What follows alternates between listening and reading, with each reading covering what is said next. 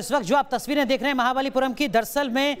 दोनों बड़ी ताकतों के प्रतिनिधि यानी प्रधानमंत्री नरेंद्र मोदी और चीन के राष्ट्रपति शी जिनपिंग मौजूद हैं महाबलीपुरम के पंचरथ मंदिर में। और इस मंदिर की खासियत यह है कि ये जो मंदिर है यहाँ पर वो एक ही पत्थर की चट्टान को काटकर बनाया गया है। और किस तरीके का इसका इतिहास रहा है, पल्लव राजवंश से जुड़ा हुआ ये मंदिर का निर्माण रहा है, इसका इतिहास रहा है। और वो जो तमाम जानकारियां हैं वो यहाँ प्रधानमंत्री नरेंद्र मोदी साझा कर रहे हैं शी जिनपिंग के साथ। 7वीं शताब्दी का ये बना हुआ मंदिर है जहां आप देख रहे हैं दुनिया की दो बड़ी ताकत। और यहाँ पर ये समझना होगा कि जब तमाम एक्सपर्ट्स से अनुराग हम लोगों ने बातचीत करनी चाहिए, न्यूज़ नेशन की टीम ने जब भी बातचीत करनी चाहिए, कल सीसीटीवी जो उनकी जो हिंदी डिवीजन की डायरेक्टर हैं वो यहाँ मौजूद थी न्यूज़ नेशन के साथ, तो उनसे जब हमने समझने की कोशिश की कि आखिर ये जो ट्रस्ट डेफिसिट है, जो भरोसा नहीं है एक दूसरे के ऊपर, यहाँ तक कि ना सिर्फ डिप्लोमेसी के लेवल पे बल्कि आवाम के लेवल पे, तो उसके पीछे वजह क्या है। तो कहा यह जाता है कि इसी तरह के जब आप इस तरह के तमाम जो ऐतिहासिक धरोहर हैं वहां पर जाके इस मीटिंग सबमिट को करने का मकसद ये भी रहता है कि चीन के लोग जो हैं हिंदुस्तान के इन तमाम टूरिज्म स्पॉट की तरफ आएँ, देखें, पीपल टू पीपल कनेक्ट बढ़े और उससे जो ट्रस्ट डेफिसिट है वो भी कहीं ना कहीं भरे। मधुरेंद्र, क्या सही है हम?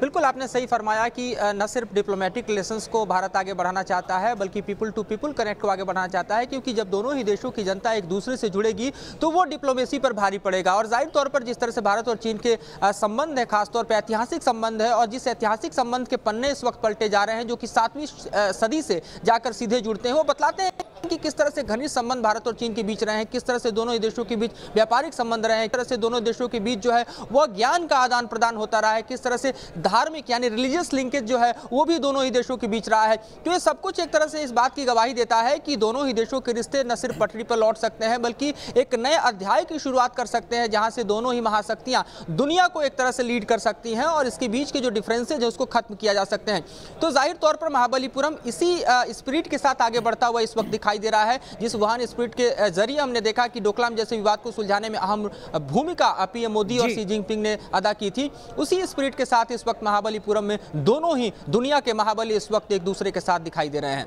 पिनाज जी, चलिए, तो आप ये तस्वीरें देख रहे हैं पिनाज, इस वक्त ये पंचरथ मंदिर की तस्वीरें हैं। जैसा हम बता रहे थे कि 7वीं शताब्दी का बनाया हुआ ये मंदिर है राजा महेंद्र वर्मन का, और जो पंचरथ मंदिर इसको बोला जाता है, दरअसल में यहाँ पर पांडवों के 5 रथ बने हुए हैं और वो एक एक रथ एक एक चट्टान को काटकर बनाया गया है। बिल्कुल, ये भव्य मंदिर है और जिस तरह से सूर्यास्त के वक्त भी अनुराग, जिस तरह से हमें जो जानकारी मिली है, मैं तो यहाँ नहीं गई हूँ लेकिन जो भी रिसर्च जो हमने की है उसके मुताबिक ये कहा जाता है कि जब सूर्यास्त होता है, सूरज की पहली किरण अगर इस जगह पर पड़ती है तो साथ ही साथ सूर्यास्त के वक्त जो है इसका बिंब जो है, प्रतिबिंब जो है वो पानी के अंदर जो है वो दिखाई देता है। बेहद विहंगम दृश्य होता है अपने आप में। तो वो आप देखिए कि उसको भी भारत की संस्कृति, धरोहर, इतिहास और भारत के पर्यटन को भी बढ़ावा देने की कोशिश है, क्योंकि चीन से सिर्फ 10 लाख, आपको बता दें, पर्यटक, दोनों की आबादी, भारत और चीन की आबादी दुनिया में सबसे ज्यादा है, लेकिन सिर्फ चीन से 10 लाख पर्यटक जो हैं सालाना हिंदुस्तान आते हैं। तो कहीं ना कहीं कोशिश ये है कि पीपल टू पीपल कनेक्ट और टूरिज्म भी जो है बढ़ाया जा सके। महाबलीपुरम का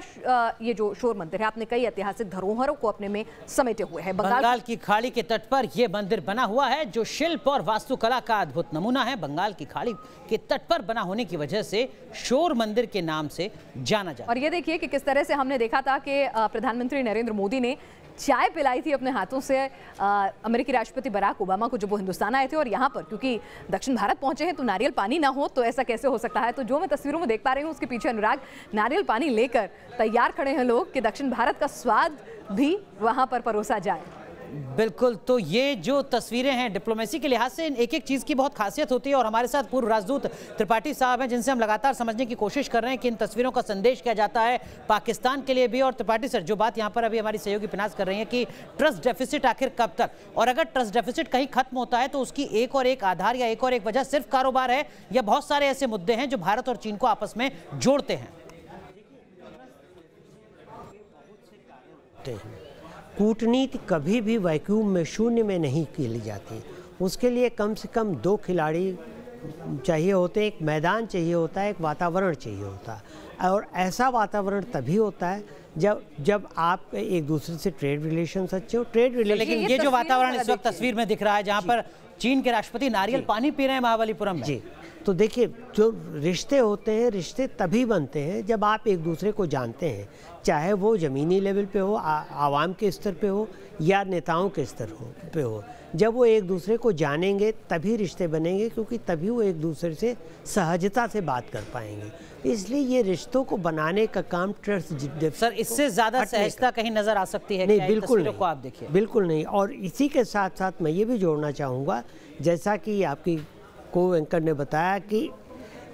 ये इंफॉर्मेशन डेफिसिट से भी होता है। इंफॉर्मेशन अगर एक दूसरे के बारे में होगी, सूचना होगी, जानकारी होगी, तभी एक दूसरे के यहाँ आएंगे जाएंगे लोग। पर्यटन को बढ़ावा मिलेगा, एक दूसरे को जानने लगेंगे, तभी व्यापार भी और तभी कूटनीति भी आगे चल के बढ़ेगी। तो ये चीज़ें बहुत ज़रूरी होती हैं, और इस लेवल पे अगर ये बातें की जाएं प्रधानमंत्री या राष्ट्रपति के लेवल पे, तो ये एक अलग ही चीज़ दर्शाती है, दिखाती है कि हम कहाँ तक सीरियस हैं अपने सहयोगी। त्रिपाठी जी, एक चीज़ और मैं समझना चाहूँगी आपसे, क्योंकि बहुत सारे लोगों के मन में कौतूहल होगा, ये सवाल होगा कि भाई what is this informal summit, कि ठीक है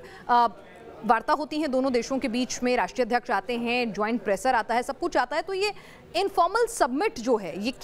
क्या नया तरीका? जब 18 बार मिल चुके हैं तो 19 बार की इस मुलाकात का क्या मतलब, कैसे अलग? देखिए, फॉर्मल समिट जो होती है या तो स्टेट विजिट वाली होती है, और या तो रीजनल या इंटरनेशनल समिट्स के या मीटिंग्स के साइडलाइन में होती है। उसमें क्या होता है, डेलीगेशन पे लेवल पे टॉक होती है, पूरी फॉर्मेलिटी होती है, एक दूसरे से हाथ मिलाते हैं, उसके बाद डेलीगेशन आपस में बात करते हैं, मुद्दों पर वो लोग बात करते हैं, उसके बाद नेताओं के पास जाते हैं, ये बताते हैं कि अब इन बातों पे समझौता हो गया है, प्रेस कॉन्फ्रेंस होती है और वहाँ समझौतों पे दस्तखत होते हैं, या ज्वाइंट प्रेस कम्युनिके होता है। ये चीज़ें बहुत फॉर्मलाइज ढंग से होती हैं, एक एजेंडा के हिसाब से, एक स्ट्रक्चर्ड मैकेनिज्म के हिसाब से होती हैं।